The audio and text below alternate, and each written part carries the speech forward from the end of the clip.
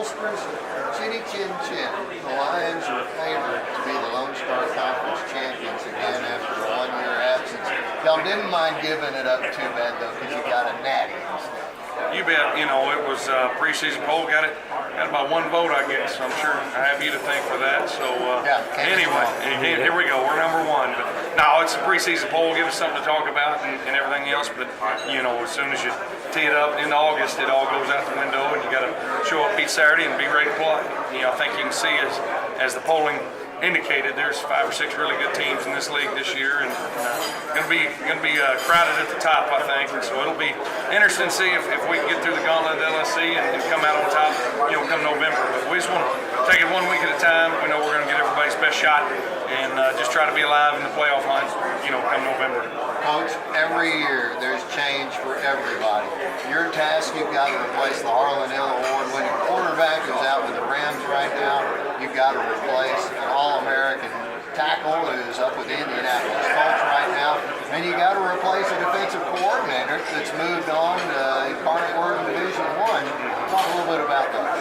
You know, that's the circle of life in college football. And you know, yes, Luis was a great quarterback, but we've replaced 3 or 4 good quarterbacks before him. And so I think we've got some really talented young men on campus that were here with us this spring, and so got a great quarterback battle going on right now, and I think we'll be just fine at that position. And you know, it's just kind of next man up. It's kind of like an injury.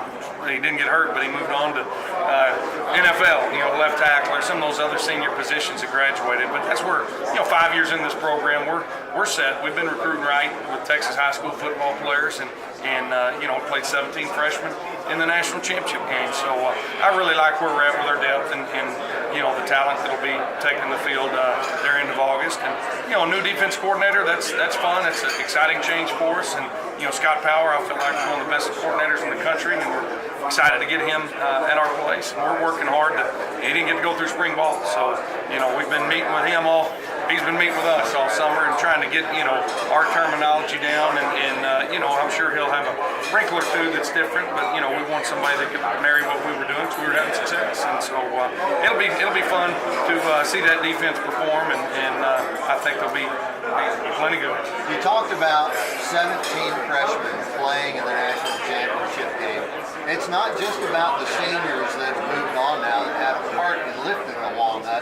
It was about a lot of those younger guys, and you're going to have another good cast of freshmen coming. Well, it is, and that's, you know, as we've gotten better, so is our recruiting. You know, we're going to recruit a higher caliber and more talented player each and every year, and you're seeing that with how many young kids are getting on the field, and I think that's a very positive thing and a tribute to our program and where it's at right now. So, you know, those guys got some great game experience, you know, and some of that was due to some injuries we had during that playoff run and everything else, but that's something that we're going into with some deep playoff experience, national championship experience. And so when we get everybody's best game each and every Saturday, you know, I think that helps, you know, maybe neutralize that, and we just line up and play and see if we can come out a victory.